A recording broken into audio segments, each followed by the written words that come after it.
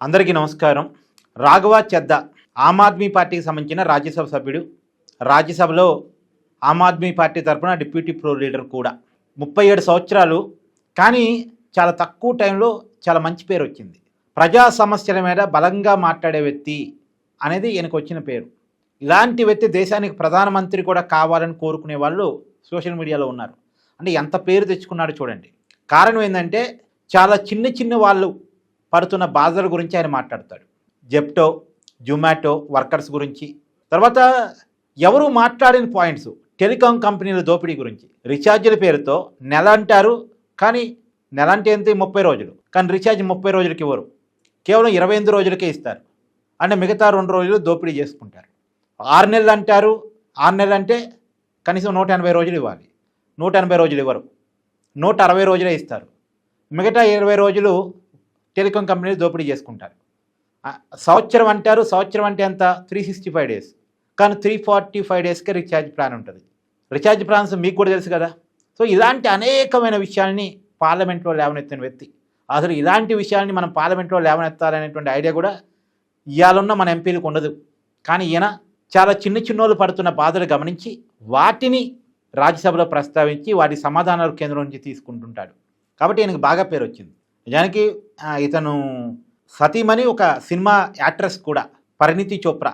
ఆమె కూడా ఇతని గురించి పోస్టులు పెడతా ఉంటుంది. నా భర్తను చూసి నేను గర్విస్తున్నా, ప్రజా సమస్యల మీద బలంగా మాట్లాడే గొంతు నా భర్త అని చెప్పేసి గర్వంగా పోస్టులు పెడతా ఉంటుంది. అయితే ఇటీవలే ఆయన ఆమ్ ఆద్మీ పార్టీ ఆయన స్థాయిని తగ్గించింది. మరి ఆయనకి పేరు పెరిగిపోతుందనా, కేజ్రీవాల్ కంటే రాఘవ చెద్దాకి మంచి పేరు వస్తుందనా తెలియదు. కానీ అంటే ఆ పార్టీ చెప్తున్న రీజన్ వేరు. ఇటీవలే ఆయన స్థాయిని తగ్గిస్తూ రాజ్యసభ సెక్రటరీకి ఒక లేఖను ఆమ్ ఆద్మీ పార్టీ రాసింది. ఆయన డిప్యూటీ ప్రో లీడర్గా ఇప్పటి వరకు ఉన్నారు, కానీ ఆ పదవి నుంచి ఆయన తప్పిస్తున్నాము. ఆయన ప్లేస్లో పంజాబ్కి సంబంధించినటువంటి మరొక ఎంపీ, ఆమ్ ఆద్మీ పార్టీకి సంబంధించిన మరొక ఎంపీకి ఆ పొజిషన్ కేటాయిస్తున్నాము. రాఘవ చెద్దాకి మా పార్టీ తరపున మాట్లాడే అవకాశం ఇవ్వద్దు, మా పార్టీ తరపున వేరే వాళ్ళు మాట్లాడతారంటూ ఒక పంజాబ్ ఎంపీని సూచిస్తూ ఒక లేఖని కేజ్రీవాల్ ఆమ్ ఆద్మీ పార్టీ తరపున రాజ్యసభ సెక్రటరీకి రాశారు. ఇప్పుడు దీని మీద చాలా పెద్ద వివాదం నడుస్తుంది. దీని మీద రాఘవ చెద్దా కూడా స్పందించారు. నేనేం తప్పు చేశాను చెప్పండి, నేను పార్టీకి లాయల్గానే ఉన్నాను కదా, ప్రజా సమస్యల మీద మాట్లాడుతున్నాను కదా, నేనేమన్నా ఆమ్ ఆద్మీ పార్టీకి వ్యతిరేకంగా మాట్లాడానా, లేదు ప్రభుత్వాన్ని పొగుడుతూ ఏమైనా మాట్లాడానా, లేదు కదా, ప్రభుత్వాన్ని క్వశ్చన్ చేస్తూనే ఉన్నాను కదా, ప్రజా సమస్యల మీద మాట్లాడుతూనే ఉన్నాను కదా, మీరు నా గొంతుని నొక్కలేరు, నా పదవులు ఏమన్నా తగ్గించగలరేమో కానీ నా గొంతు నాపలేరు, నా పోరాటం నాపలేరు అన్నట్టుగా ఆయన మాట్లాడారు.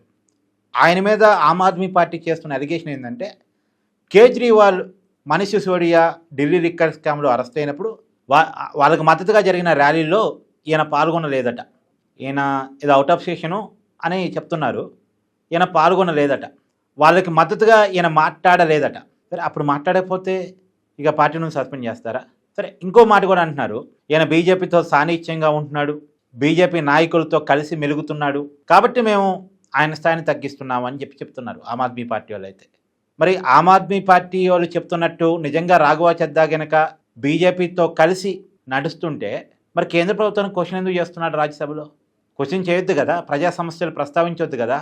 జెప్టో, జొమాటో కార్మికుల గురించి, టెలికాం కంపెనీల దోపిడీ గురించి మాట్లాడాడు కదా మంచిగానే.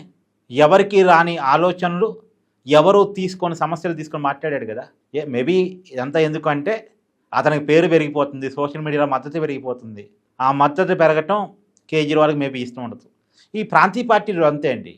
ప్రాంతీయ పార్టీల్లో వాళ్ళ పార్టీ అధినేతను దాటేలా ఎవరన్నా ఇమేజ్ని సంపాదించుకుంటున్నారంటే అతను వెంటనే తొక్కేస్తారు. ఈ ప్రాంతీయ పార్టీలోనే కాదులేండి, ఇప్పుడు ఈ జాతీయ పార్టీలో కూడా ఉంది. ఇప్పుడు మోడీ గారిని డామినేట్ చేసేలా ఇంకెవరైనా ఉంటే బీజేపీ ఊరుకుంటుందా? రాహుల్ గాంధీని డామినేట్ చేసేలా కాంగ్రెస్ ఉంటే కాంగ్రెస్ ఊరుకుంటుందా?